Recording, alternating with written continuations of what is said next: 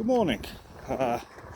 We've just hit, literally on the dot, I think, 10 o'clock on Sunday, the 10th of May.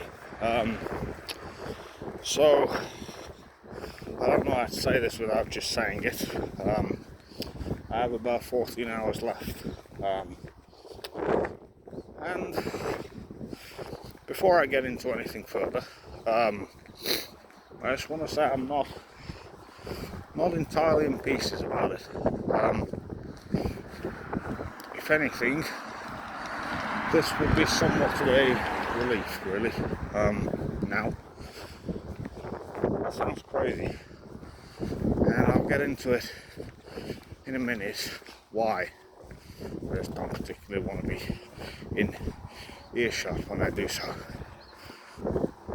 I would say the last couple of days have been challenging, and a lot of the recording stuff, the writing stuff I wanted to do, that has completely fell by the wayside. I intended to get so much more done, and haven't really found the willpower or the mentality to do so, which is not good. It means I'm rummaging around trying to find the time to do so now. I'm on my way over briefly to Argos first, and then meeting a friend. Yeah, that should be alright. I think there is the intention of walking around certain areas that I know and discussing things around them, because I have not been able to record my life and my memories and my stories. I don't know if that's going to be possible because we're running on a fairly limited battery now, which is a shame. My friend has to go to work later, so I'll not be able to be with him all day, and I gotta be honest, I wouldn't want to be either. I've got stuff at home still to clear up, things to pack up, which I'll record and talk about them as I do. And I've still got a couple of letters I need to write. Not going to get around to writing to each of my friends as I intended to, and that's a failure on my part. But equally also not, because I did try sitting down and writing to initially Georgie, who was an absolutely fantastic friend to me. We don't always talk, we're not like very close talkers. Georgie I've known since I was at school. Back at school she was a decent friend, I would say. She was always very nice to me, very pleasant, which is more than I can say about many people at Murray Park. We weren't close in the sense of always hanging out or anything. Sometimes I would tag along with a group of people walking home through the back of Murray, out where the college used to be. Georgie was there when I got my head stomped in by Dan Callard and whoever the hell else it was, I forget, Ben somebody. Georgie was in my drama group, and we were in our little bubble, I guess, within there. For our last year performances, I think Miss Tissington divided us into groups of people to work with. I think you did 2 or 3 performances with them, or 2 or 3 pieces. I think broadly we came up with them amongst ourselves, the pieces that we would do.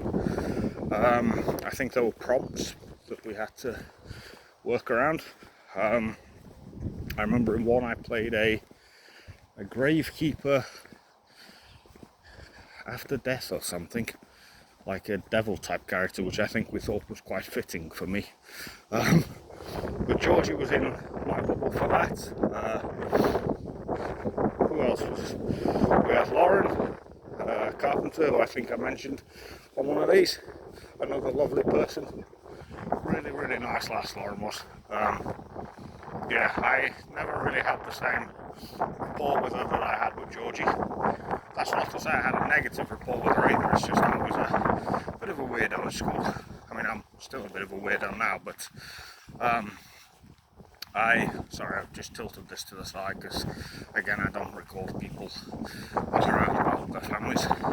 But yeah, we didn't have a negative rapport, we just weren't really close or anything. I remember Lauren was rather quiet, and well, I was the polar opposite of that. She was very polite, she was never nasty to anybody that I know of. Yeah, and to be fair, in the same vein, Georgie also, I've never known to be nasty. I've known Georgie to stand up for herself. I don't recall in what context, I just have. I've known she's got a spine to her. But yeah, who else? We had Jacob Trainer. I remember, it's very horrible this, but a few of us would joke around with him. I want to be clear, his sister was not in a wheelchair to my knowledge, but the canon in school was that she was, and we'd have a laugh at that, and he'd have a laugh at each, I think me, Dom, a couple of other people. Yeah, Jacob was alright. I don't know, to begin with I didn't get on with him, I don't think, at all. But then by the time I left school I actually thought he was alright. Didn't like some of the people he hung out with, but that's fine, you know. Yeah, who else? I feel like there was one other, it may have been Jermaine. Jermaine in my drama group was probably my closest thing to a friend I had in there at the time. As I say, I got on with Georgie, Lauren, Jacob. Dom was in our drama group, I think. Pretty sure he was anyway. Yeah, I got on with them all, but Jermaine was the person I'd, sometimes sit with at lunch. We had similar movie tastes. We both saw stuff like Terminator Salvation, X-Men Origins, Wolverine, in the same sort of time window as each other, so we had something to talk about. Yeah, I think he was in our little drama bubble as well. So we had, a few people that all got on well together. Carrying on from that with Georgie, because the purposes of this video really is just to talk about my friends and say the things I would have liked to have said to them in the letters I intended to write. Georgie also went to the same college as me, Joseph Wright. Again, I could have a natter with her sometimes. She was always incredibly polite, bubbly, kind, well-meaning. There is literally nothing negative you could say about Georgie. I think, I don't know whether I should say this. You know what, I will. When I first went to Murray, I joined at the start of year 9. I went to have a look around at the end of year 8 after things didn't end so well at Woodlands. And when I first joined, I think Georgie was in most of my classes. I actually really quite fancied her, which, like I say, I don't know whether I should say, but I'm going to, I don't care. Might as well throw in as many memories as I can, eh? Anyway, yeah, we get to college, she's there as well. Again, just natter every now and again. When I went away, I lost touch with her. And then when I got access to the internet again at Priory, years later, she was one of the few people from back then I actually looked up and popped up to and said hello. And we got talking. She was doing well over Hull way. I won't say where. I also won't say what job she was doing, because I think she said she had to keep her name slightly changed or something to I don't remember exactly what she said. Maybe that wasn't it. Maybe I've misremembered that, but I won't anyway. But it was something to do with school. Yeah, she was doing well for herself. She was about to get married, and she actually invited me to a wedding, which that was a complete surprise. I remember before that, I explained, I guess, what she'd meant to me back in the day, in the sense that when I was at Murray, I was very animated, very peculiar, very, I don't know what to say. I was a bit of a mess, to be honest with you. Didn't shower all that much, didn't take care of myself at all. I was always the oddball. I was always not attention seeking. I was the class clown, the one who did things to make people laugh, because I enjoy making people laugh, and I was good at it. But often my methods would go a bit far. I'd get myself in bother. I remember one occasion sticking there was like a thing people might do when they were younger. I'm sure it still happens now. It's an epidemic within schools, or at least it was when I was younger, of sticking those little drawing pins upside down on people's chairs. You know, we did that to each other at school fairly frequently. I have no doubt it's probably dangerous, actually. Imagine sitting on one and actually... Yeah, the less said about this stuff, the better. But I remember we were in DT once, and there was a quite large teacher we had, a fella, not fat, I mean like big, burly guy. Forget his name.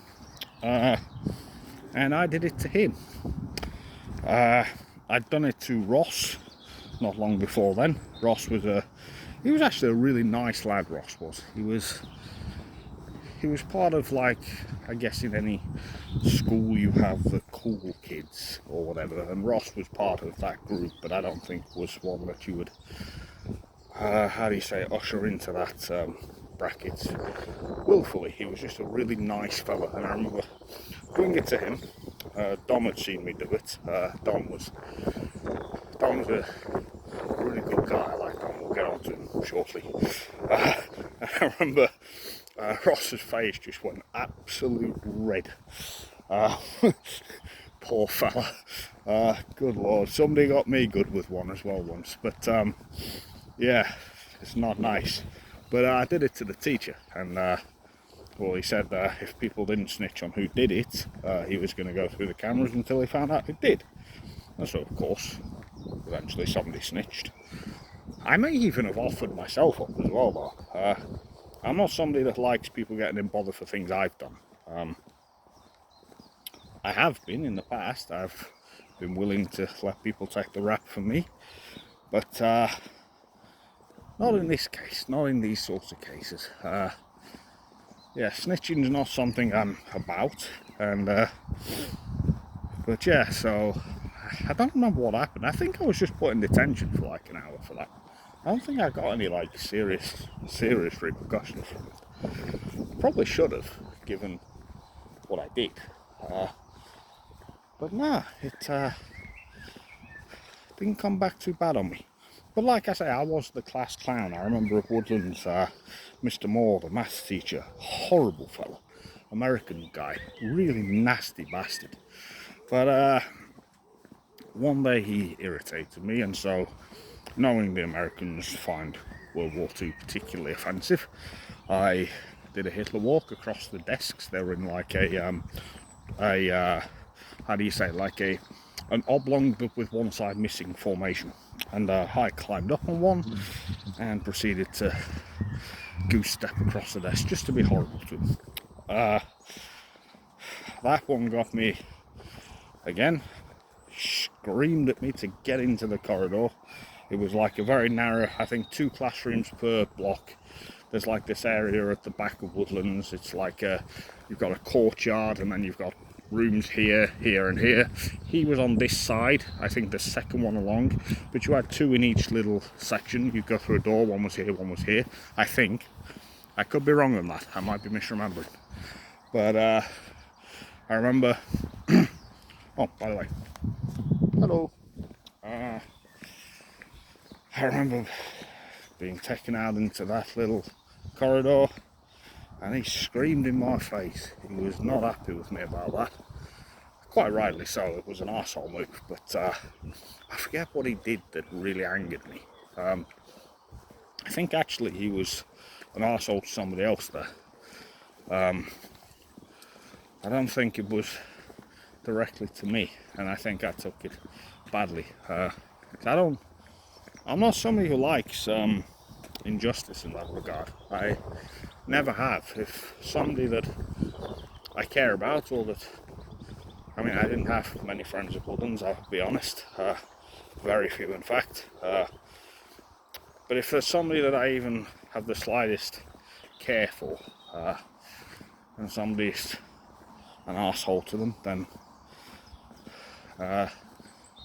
I'm quick to spring to their defence, and in this case, I think he got me in bother again. There was a long list of things I got in bother for at school. I remember hijacking the computer system at Murray. Got kicked off the IT system for a month for that. Also called Mr. Moore actually, my IT teacher, was not impressed about that. In fact, I don't think it was him, I think it was the IT security fella. They had like the IT office was, from memory, you went into the IT block here, say, the IT office was here, you get into it via a door, and then you had an IT room here, here, and here. The one I was in was here. I was also in this one for a while, but I got taken into this office by, I think he came in the middle of class actually. He was not happy about it. Now, obviously to me it was just a bit of fun. I mean, I was, I don't know, 14, 15 at the time, but obviously it wasn't a bit of fun, it was terrible behaviour, and quite dangerous actually, in hindsight. So there was that. What else? Just trying to remember some of the other major ones. There were things that, I'm sure I've mentioned these on a video already, there were things that I didn't even intend to be what they were. So there was one incident where one of the school governors of Murray, I think I'd already been in detention, so this really didn't look good. One of the governors had a motorbike out front. Now, the claim made was that I kicked it over. I did not kick it over. In no way did I kick it over. I leaned on it, trying to look cool for one of the other people who had been in detention. Not trying to look cool like just to them, but like, you know, for a photo op or whatever. It fell over, and instead of reporting it there and then, me being already in bother, having just been in detention, bolted. And I think by the time I got home they'd rang my mum, but maybe not, maybe it was the following day. That one was not deliberate. The one that eventually got me told either leave Woodlands or we're going to kick you out, essentially, I'm sure maybe they would have let me stay for one more incident and then I would have been gone, but I think it was basically jump before you pushed at Woodlands. I have definitely mentioned this before. There was a culture of tie pulling, you know, pulling somebody's tie tight just to be an arsehole and to make them look a bit messier. There was a girl called, what was her name? Might have been Alicia. I want to say it was Hannah, but I think Hannah was the one I called fat. Which, again, insensitive 12-year-old me didn't realise how offensive and how upsetting that is. You know, at that age, I think I was year 7 or 8, calling somebody fat, you don't really think about how self-conscious people are at that sort of age. It was in that little courtyard area I mentioned before actually. You've got like the main building here with the 2 sets of stairs with the library on the middle floor, and then it's out here. You've got this courtyard with this set of rooms. I remember calling her fat. I don't know why I called her fat. I think she called me something. Maybe I called her it unprovoked. I don't flipping know. And yeah, I got a right bollocking for that one. But the one that I was, so yeah, I think that was Hannah. I think her name was Hannah Kirkham from memory. And I think that because I think I also went to Mark Eaton with her before then. So yeah, the tie pulling incident. There was a girl called, again, I think her name was Alicia. I think spelled S-H-A, I'm pretty sure. I think I also went to Mark Eaton with her, but maybe not. Anyway, I yanked this girl's tie. I think it was drama or something like that, class. You know, and me being me, the hyperactive, over the top divvy that I was, pulled it very, very tight. And the claim was I tried to strangle her. Now, nothing legal happened there. I think her parents wanted to. I think somebody said that to me at the time, but I may be wrong. Mr. Smith, my head of house, who did his absolute fucking best to keep me in that school, basically drew the line at that. Nobody would listen to my protestations that had not been the intention or not what I was trying to do. It didn't matter what I was trying to do, let's be honest. When you do that and it leaves marks, it doesn't matter if you're intending to do it. You've still done it and it still hurts. So yeah, I wish it would stop trying to turn the brightness back up because my battery is running low. We're down to 34%. But yeah, that didn't really matter now, did it? That's one of those ones I kind of look back on and go, you fucking idiot, Mark, what were you doing? But it happened, and like I say, it was a case of jump before you're pushed. Going back to Georgie, anyway. I explained to Georgie what she'd meant to me, that at a time when not a lot of people really gave me any shot whatsoever. And let me be clear, my time at school was not a happy one. I really wish I could go back in time. I keep saying this. I don't have many regrets. I've said this 100 times. One regret I have is that I didn't... One regret I have, I guess, is my entire life, but not in a over-the-top negative type of way. I just wish I could go back and make minor adjustments to who I was. So at school I was the guy who, like I say, didn't shower very much. I mean, there's a few people like that. Usually I guess it's indicative of the fact they're just not happy in general. They don't have a lot of self-esteem, and I definitely didn't, and I definitely wasn't very happy. That's nothing to do really with any one reason. There were just so many things that had gone horribly wrong to that point, and then factor in the atmosphere for me at school, which we'll get into in a second. I wasn't happy. I was actually quite sad a lot of the time. I was balancing my own behaviour causing me problems at home, and I'm trying to be delicate saying this. I don't blame my mum for I don't know how to phrase this, for coming down hard on me a lot, but there was also the fact she was struggling with alcohol because of various things, because of my behaviour, because of the death of my sister, because of the fact that her previous relationship had been with an abusive piece of shit. And so that didn't help either. The alcoholism really didn't help, because my mum, sober, is lovely. Okay, she's not always in a good mood, but nor is anybody. I'm not a lot of the time. Sorry, I said the same thing twice there. I'm gonna go get the papers. Goodfellas reference, if you don't know. One of my favourite films. But yeah, my mum when she's sober she's nice. Now, again, I was not well behaved at all, and so she wasn't always nice with me. And that's understandable, you know. Not only was I not well behaved, I was a fucking nightmare.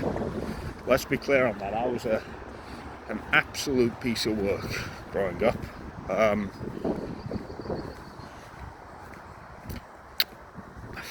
I don't want to go into detail on here. I don't think it's right. Family business you don't air out as much.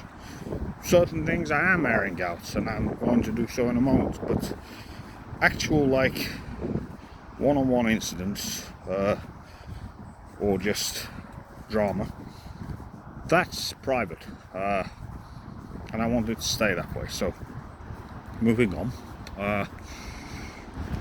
Yeah, I was a nightmare at home. I didn't make my mum's life any easier. I wish I did.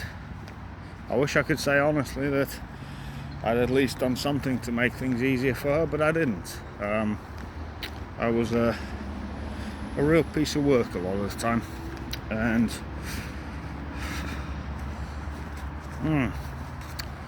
of course this also increased the amount of drinking on her part, I have no doubt, and it did feel like, for a couple of years at least, I didn't know what I was coming home to. I didn't know if I was coming home to a mum that's crossed with me, a mum that's going to be totally sober and fine, or a mum that's going to be, well, it wasn't my mum, it was the alcohol.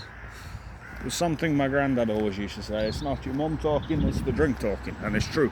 And I'm not scolding my mum there. I want to be clear. I'm not...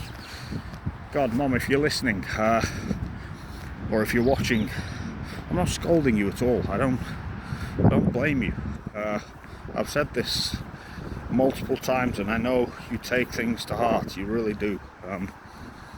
And that's because you care. You are an incredible parent, actually. The amount you've gone through, the amount you've put up with from me, and you never gave up on me. So nothing I say here is any attack or any judgment on you. Getting away from being personal though, speaking purely on my own objective experience, like I said, I didn't know what I was coming home to. So I'd have, in the morning, I would wake up, more often than not in bad books, because the two didn't go well together. Me playing up and my mum struggling with alcohol. I don't think she ever really realised she struggled with it. I don't know, maybe she did, maybe she didn't. But she did. She did. Did. Did. It's a Jedi here, did. I fucking hate Kiwi accents. Can I just put that on record? Nothing against the people, just the accent. A film I really like, it's called Bookworm. I think it's on Sky Cinema. It's got Frodo Baggins from Lord of the Rings and Holly from Stranger Things in it. And she particularly speaks the whole bloody film with a very strong New Zealand accent. I think she's half Kiwi, half British, and it goes through me. It really does just go through me. It hurts my ears. Anyway, yeah, the two didn't go well together. Because of course, I would have missed. It's like a cycle, I guess, in some ways.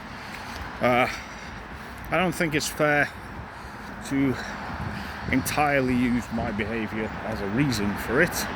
In fact, it's not fair at all, and it'd be bullshit to say that, oh, my behaviour was the reason my mum drank, but it contributed to it. Of course it did. I was a nightmare at home. My mum struggled with a lot of things. She'd been through a lot of very painful stuff in life, and then she has a son who misbehaves, and like I say, pretty badly, and the stress of trying to keep him in school when he's messing up. So you'd have that, me doing something that would increase that stress level, and then when under the influence, I would be public enemy number one for the slightest thing, and with the most ridiculously over-the-top reactions imaginable.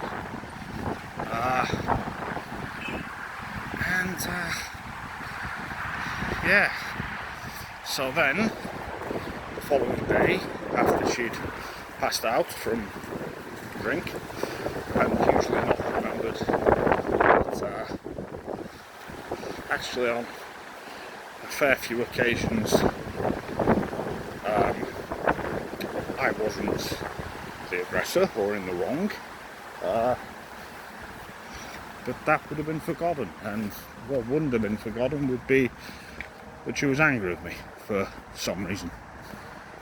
And so I'd be waking up to being blanked, being called names.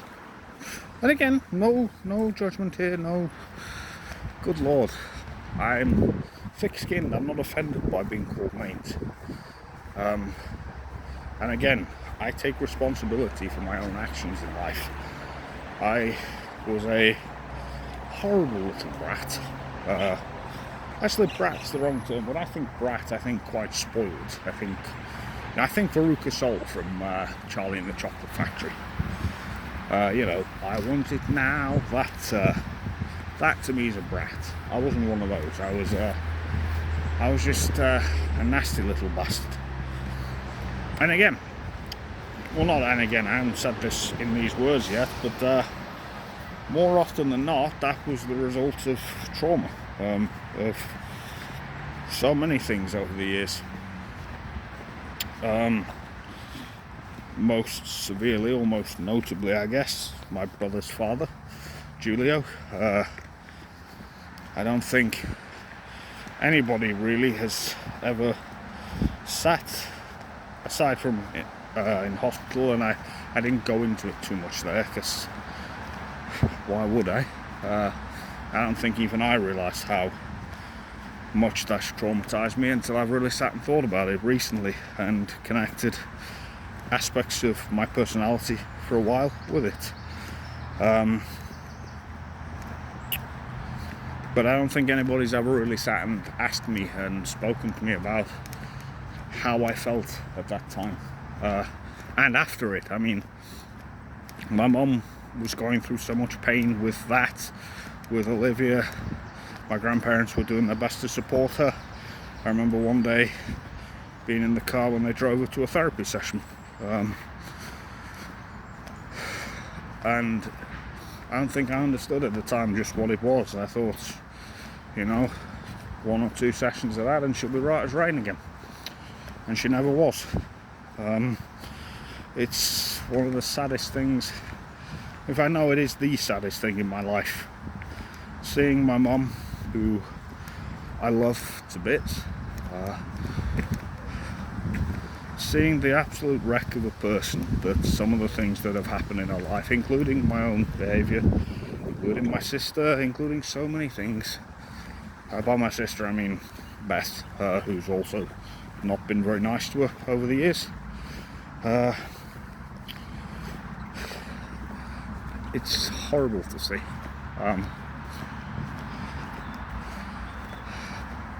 it's part of what helped me to make this decision of what I have to do today, really.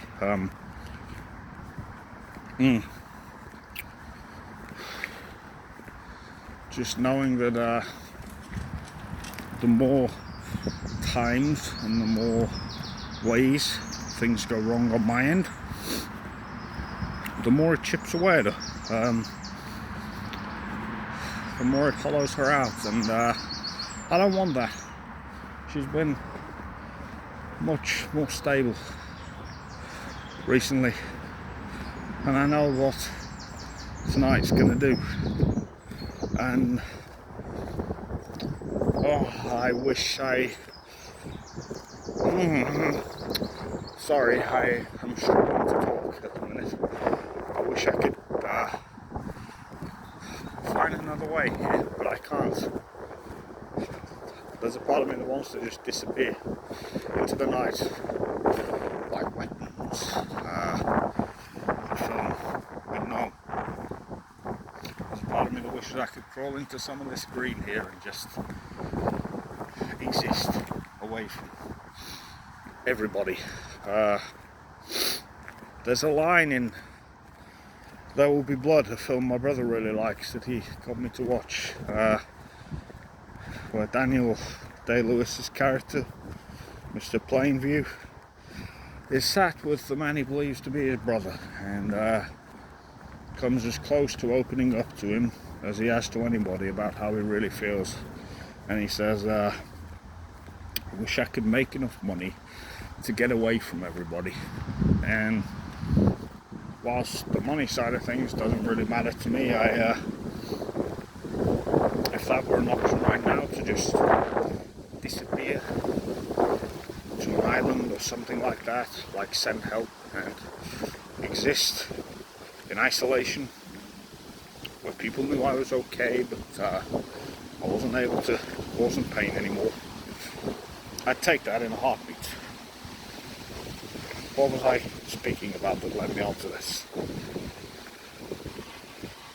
I don't even remember. Oh God.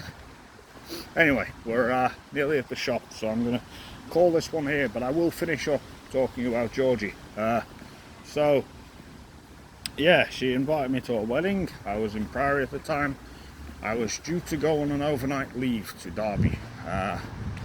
And because of the way leave paperwork is written, I was unable to go to the wedding. And that was not nice, because I really wanted to do that. So, yeah.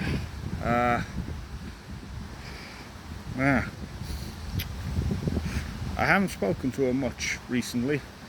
I haven't for a while, since what happened with Leafy. I've struggled to connect with anybody since that. But I guess if Georgie Eagles feel but to hear this, she should know that I love her to pieces. I always have. Well, I say always have since I've known her. She's a fantastic person, and I'm extremely glad to see things going well. Thank you for watching.